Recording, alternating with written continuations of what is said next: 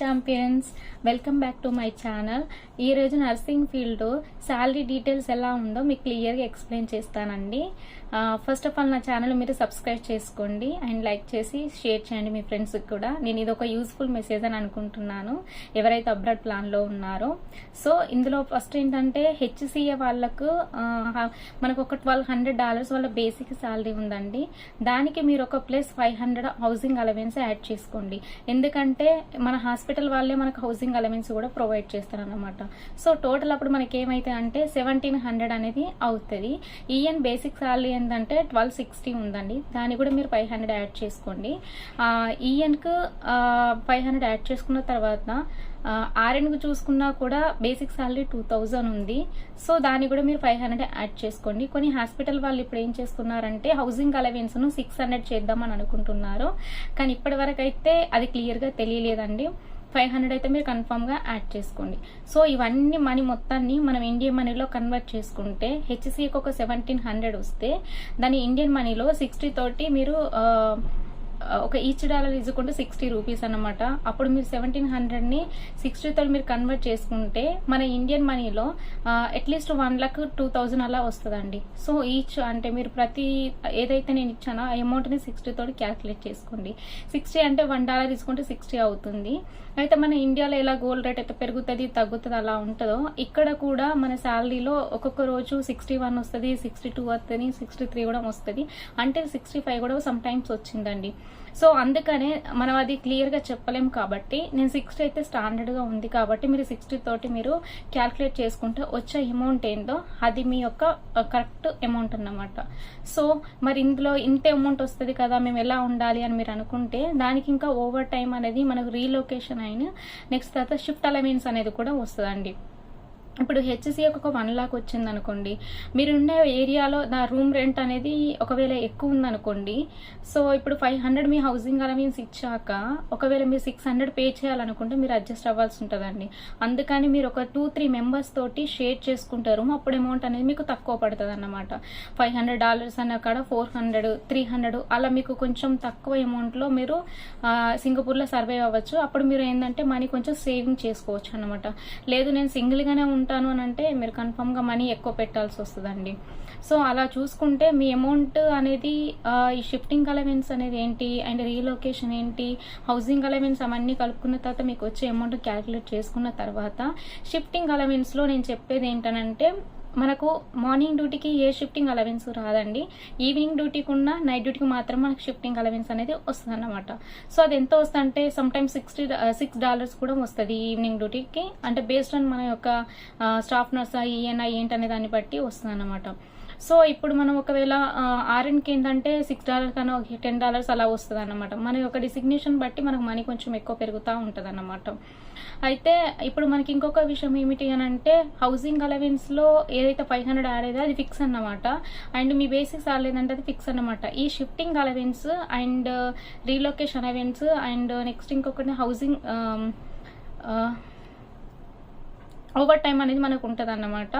ఈ over time అనేది ఎప్పుడైతే మనకు ఓవర్ టైం అంటే వాళ్ళు కంప్లీట్గా మనం ఎప్పటికి వస్తానో ఎక్స్పెక్ట్ చేయలేము. ఒకవేళ స్టాఫ్ ఒకవేళ రాలేకపోతే సిక్ లీవ్ తీసుకున్నారనుకోండి, అప్పుడు మన యొక్క డిసిగ్నేషన్ బట్టి వాళ్ళకి ఆ స్టాఫ్ రిక్వైర్మెంట్ ఉంటే వాళ్ళని మనం పిలుస్తారనమాట.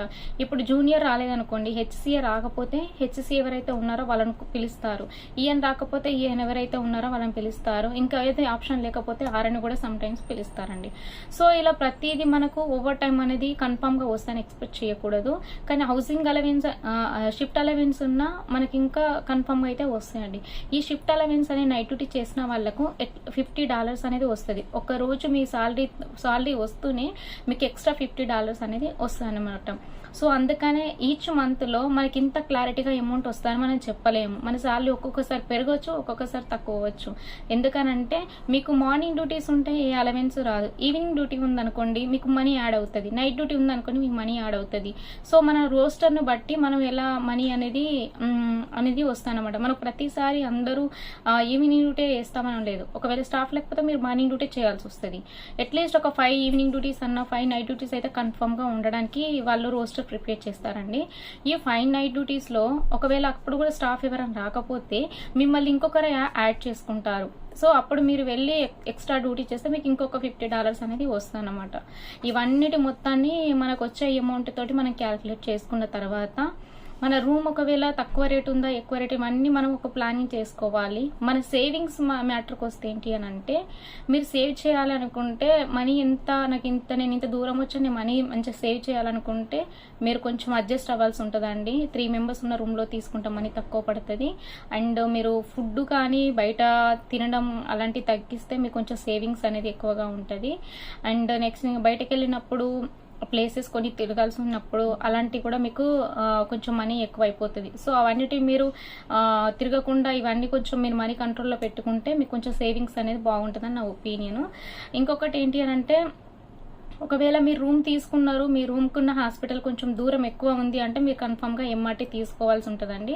లేదు ఎంఆర్టీ లేకపోయినా బస్సు ఉంటుంది అనమాట. దానికోసం మనకు ఒక కార్డ్ అనేది హాస్పిటల్ వాళ్ళు వచ్చినప్పుడు ప్రొవైడ్ చేస్తారు. అప్పుడు మనం అందులో బ్యాలెన్స్ చేసుకుంటూ ఎలా అయితే మనం ఫోన్ రీఛార్జ్ చేసుకుంటాం అలా బ్యాలెన్స్ చేసుకుంటూ యూజ్ చేయాల్సి ఉంటుంది. సో ఒకవేళ మీకు రూమ్ దగ్గరలో దొరికింది అనుకోండి, అది మంచిగా మనం ఇంకా మనీ ఎక్కువ పే చేయాల్సిన అవసరం ఉండదు అన్నమాట.